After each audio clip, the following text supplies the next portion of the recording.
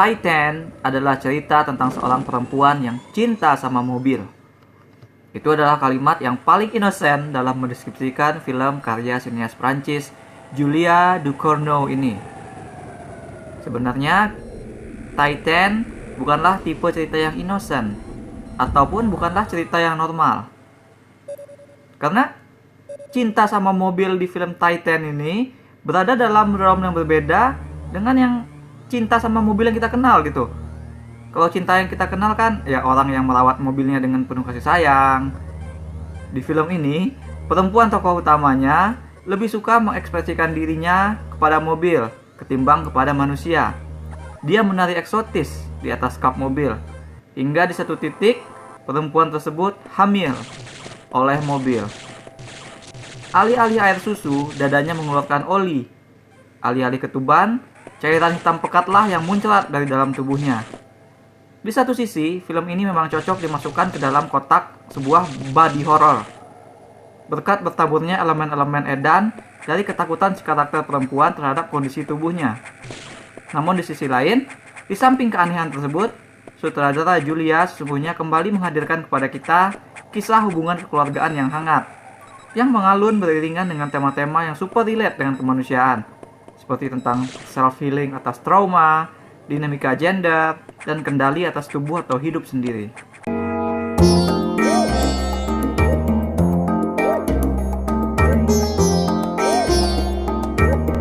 Perempuan itu bernama Alexia. Waktu kecil, Alexia pernah kecelakaan mobil, sehingga pelat baja harus ditanam di kepalanya. Tahu nggak siapa yang pertama kali dipeluk dan dicium oleh Alexia cilik saat operasi perawatannya berhasil? Bukan ibu dan ayahnya, mobilnya. Kecintaan tak wajar Alexia sama mobil memang telah tumbuh sejak dini. Dan kerenggangannya dengan orang tua, terutama dengan ayahnya, besar kemungkinan adalah sumber dari segalanya. Setelah dewasa, Alexia bekerja sebagai penari stripper, spesialis nari-nari di mobil. Dirinya semakin berjarak dengan manusia-manusia lain. Malahan, saking canggungnya dengan manusia, Alexia punya kecenderungan untuk membunuh orang-orang di sekitarnya. Serius, Alexia jadi semacam pembunuh berantai, serial killer. Di tengah pelariannya suatu ketika, Alexia menyamar menjadi putra dari seorang pemadam kebakaran, putra yang hilang sejak kecil. Penyamaran Alexia membawanya bertemu dengan Vincent, sang ayah, sang pemadam kebakaran. Alexia lalu tinggal bersama Vincent yang percaya bahwa si Alexia itu putranya yang hilang. Film Titan lantas mulai berganti gigi, masuk ke dalam cerita melodrama dua orang asing yang saling tidak menampilkan diri mereka masing-masing, meski tak bisa dipungkiri mereka saling membutuhkan. Nah, karena bicara tentang tubuh dan trauma itulah, maka film ini buatku terasa seperti versi cewek dari Kucumbu Tubuh Indahku. Bagaimana tidak? Film ini juga menggunakan tubuh sebagai rekam jejak hidup yang dilalui oleh Alexia. Hidup yang penuh trauma. Lempeng baja di kepalanya itu merupakan catatan atas trauma pertama yang menimpa dirinya. Dan trauma itu membekas, seperti halnya lempeng baja tersebut terus ada di kepala Alexia. Sebagai simbolisme, lempeng itu menunjukkan karakter perempuan yang tangguh, atau mungkin lebih tepatnya, Alexia membuat dirinya tampak tangguh. Setiap pengalaman buruk, setiap trauma yang ia alami, membentuk dirinya semakin heartless, semakin dingin, semakin tak perempuan. Nah, disinilah aspek gender mengambil peran dalam cerita. Memang, masalah Alexia dengan ayahnya tidak pernah disebutkan dengan gamblang. Tapi aku nggak akan kaget kalau ternyata ayah si Alexia lebih senang punya anak cowok ketimbang anak cewek. It will explain kenapa Alexia suka sama mobil.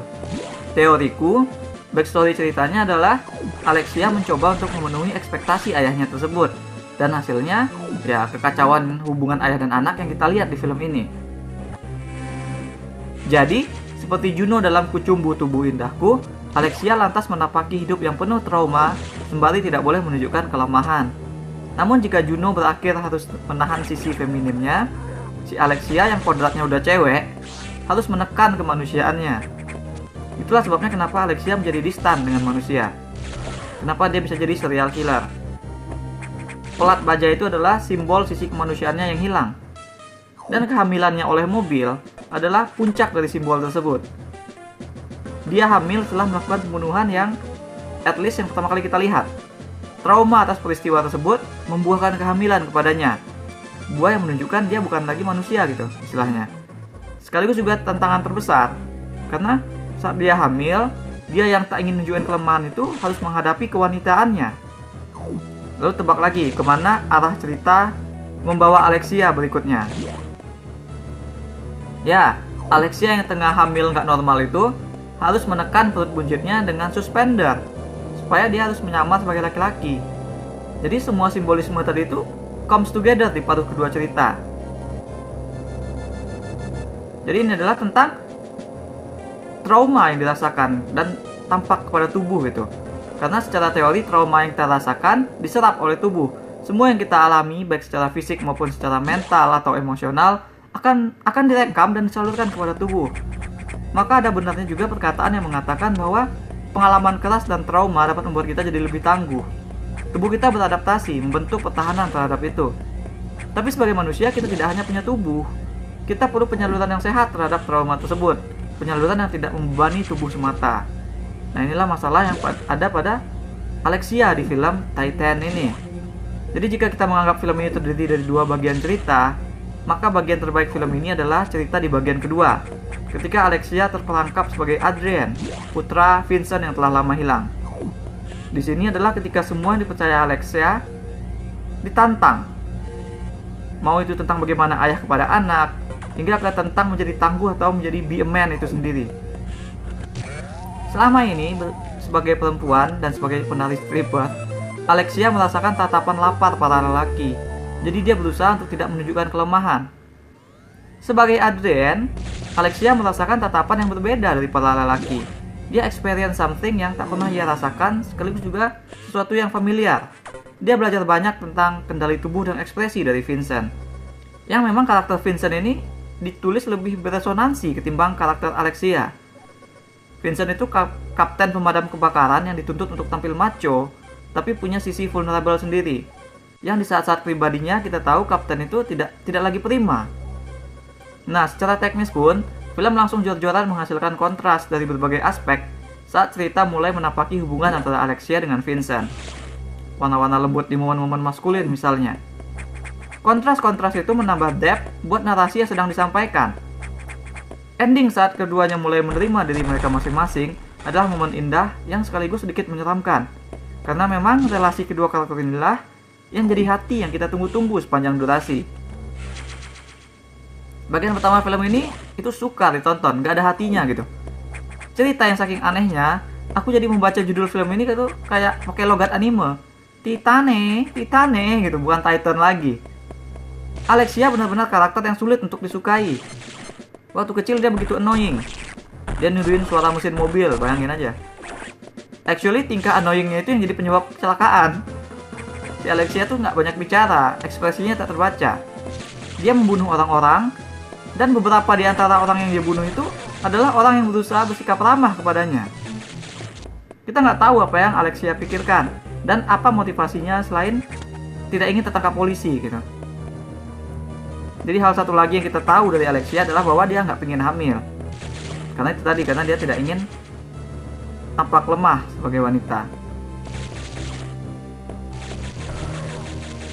Yang bikin film ini makin susah untuk dicerna lagi yaitu adalah adegan-adegan yang ditampilkan. Di bagian awal itu, bagian paruh pertama, banyak adegan yang bukan konsumsi buat orang banyak.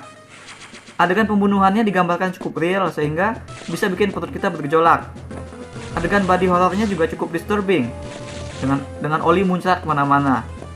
Bahkan adegan ketika Alexia mendandani dirinya untuk menyamar sebagai cowok, dan jangan harap adegan tersebut tuh seelegan adegan Mulan potong rambut sebelum berangkat ke training camp.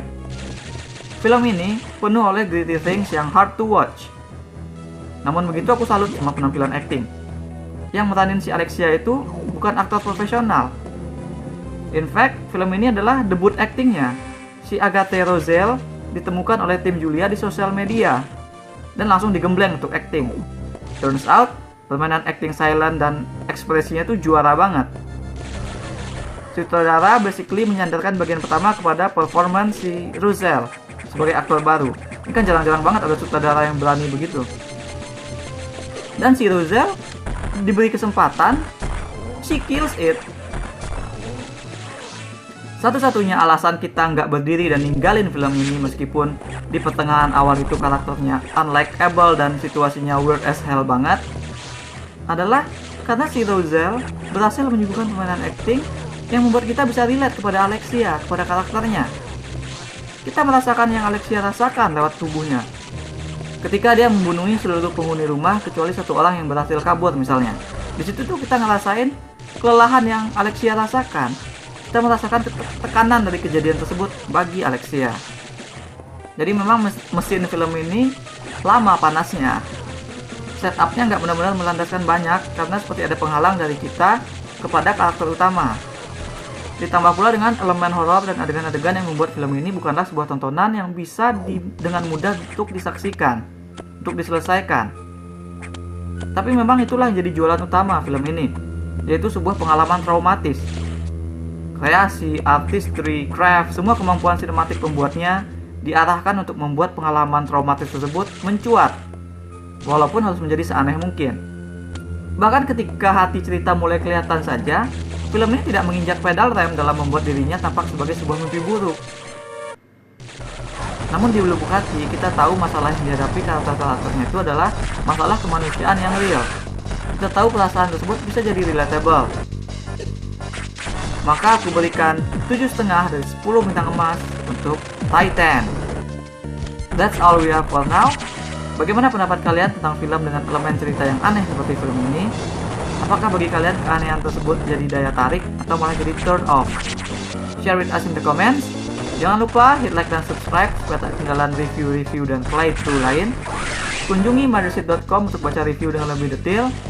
Kalian bisa juga kunjungi store Mothership di chiptaloka.com. Ada banyak kaos dan pernak-pernik custom yang unik, mulai dari film, game, musik, hingga wrestling. Thanks for watching. Remember in life, there are winners and there are losers.